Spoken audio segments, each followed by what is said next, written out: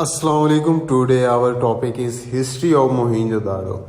First of all हम मोहिंजोदाड़ो की जो इंट्रोडक्शन है उसको डिस्कस करेंगे। इंट्रोडक्शन में आता है कि ये किस डिस्ट्रिक्ट में वाक़या है, इसकी ज़मीन जो थी वो कितने एकड़्स में थी और ये सिंध में किस जगह पे मतलब कि डिस्कवर किया गया था और इसको माउंट ऑफ द डेड क्यों कहा जाता है और इसको डिस्कवर किसने किया था, फर्स्ट पर्सन कौन था इसको विज़िट करने वाला और इनकी लाइफ कैसी थी, इनका कल्चर कैसा था, वहाँ पे लोगों के जो लोग रहते थे उनका रिलीजन क्या था और उनके जो टाउन्स थे वो कैसे थे, वो डेवलप थे, लेस डेवलप थे, उनकी ज़िंदगी का जो गुज़र बसर था वो कैसे होता था, वो लोग सरवाइव कैसे करते थे, जो उन्होंने टाउन्स बनाए थे वो किन चीज़ों से बनाए थे और वो उन दिनों में उन जो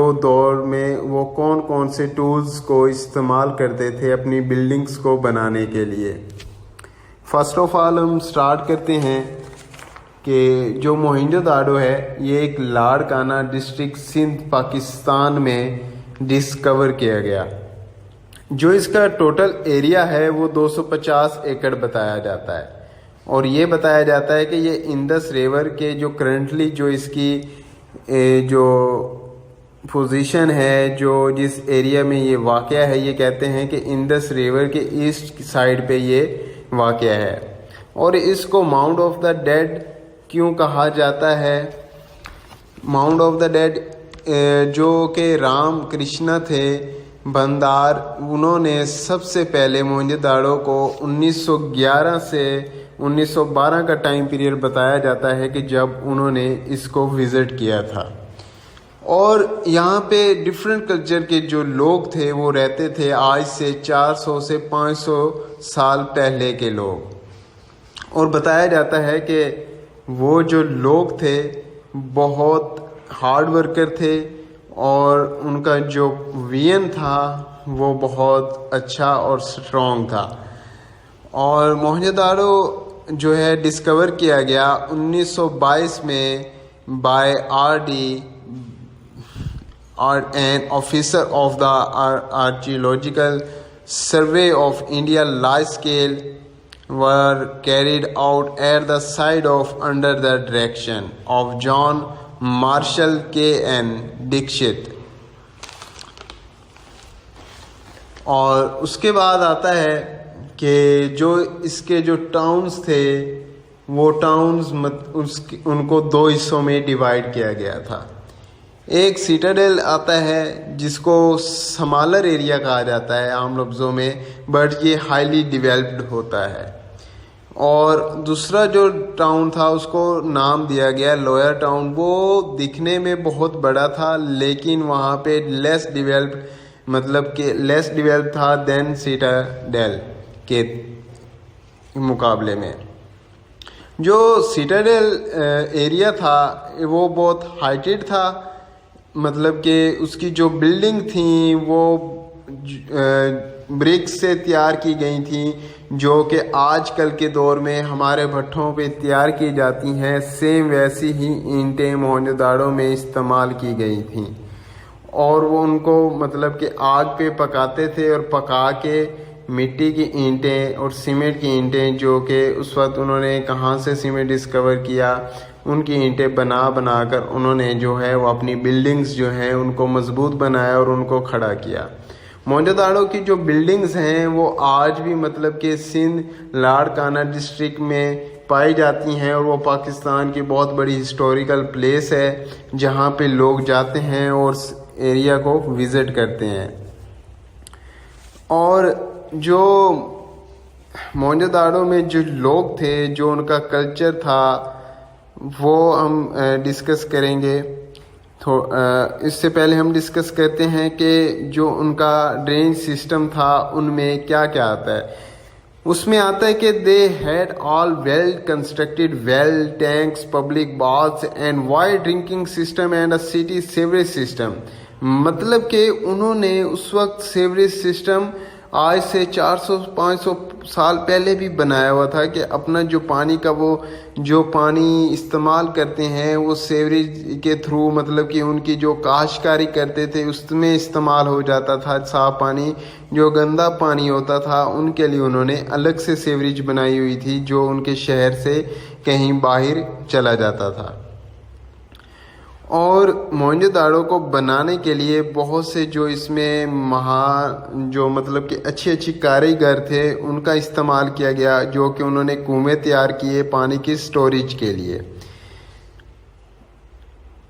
اور اس میں جو برکس تھیں وہ اچھی کوالٹی کی یوز کی گئی تھیں. موسٹلی جو ریسرچرز ہیں انہوں نے وہ برکس دیکھی کہ آج کے دور کی جو برکس ہیں اور اس زمانے کی جو برکس ہیں ان میں کیا ڈفرینس ہے.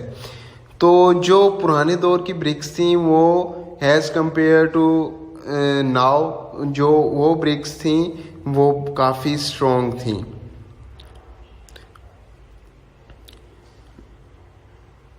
اور اس کے بعد انہوں نے اس میں گرینری سسٹم ہے. Granary is a structure for the storage and prevention of grain and the people of Mohenjo-daro had a big one and massive wooden superstructure appear to be grain storage base and complete with air ducts and dry to green.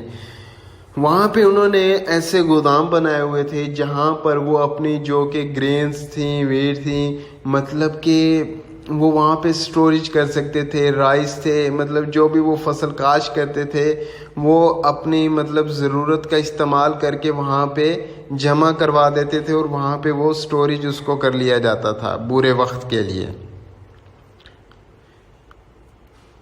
اور town planning. The people of Mohenjo-daro was known as the incredible builders. The street which divided the city into neat and rectangular or square blocks varied in width but always interacted each other at right angles. The city horizontal and vertical drains. All bricks corresponded to size in a perfect ratio of 4:1 and the ratio even today considered optimal of effective bonding.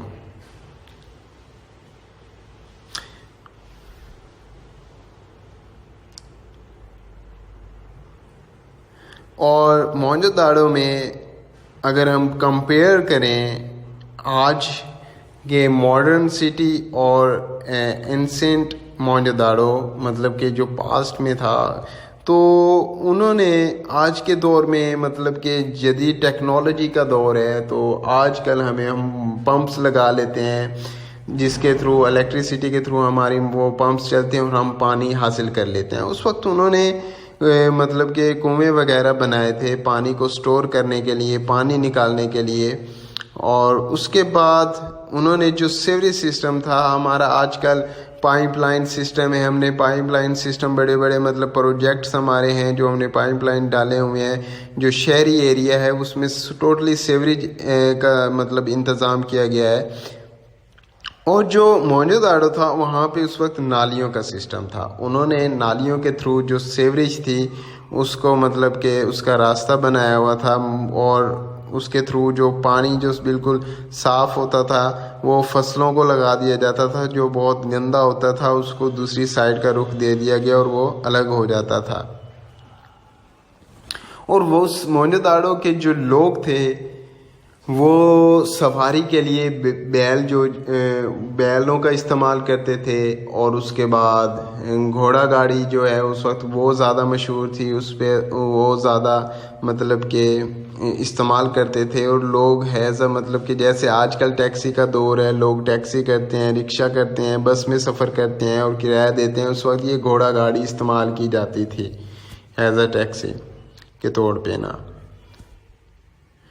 اور اس وقت جو موہنجو-داڑو کے لوگ تھے انہوں نے مطلب کہ جو سمندر میں وہ سفر انہوں نے کرنا ہوتا تھا اس وقت انہوں نے وہاں پہ جو ہیں وہ کشتیاں تیار کی ہوئی تھیں لکڑیوں کی. اور آج کے دور میں ماڈرن دور میں ہمارے پاس کافی جو ماڈرن شپس آ گئی ہیں مطلب ہم ان کے تھرو مطلب کنٹری ٹو کنٹری ٹریول کر سکتے ہیں.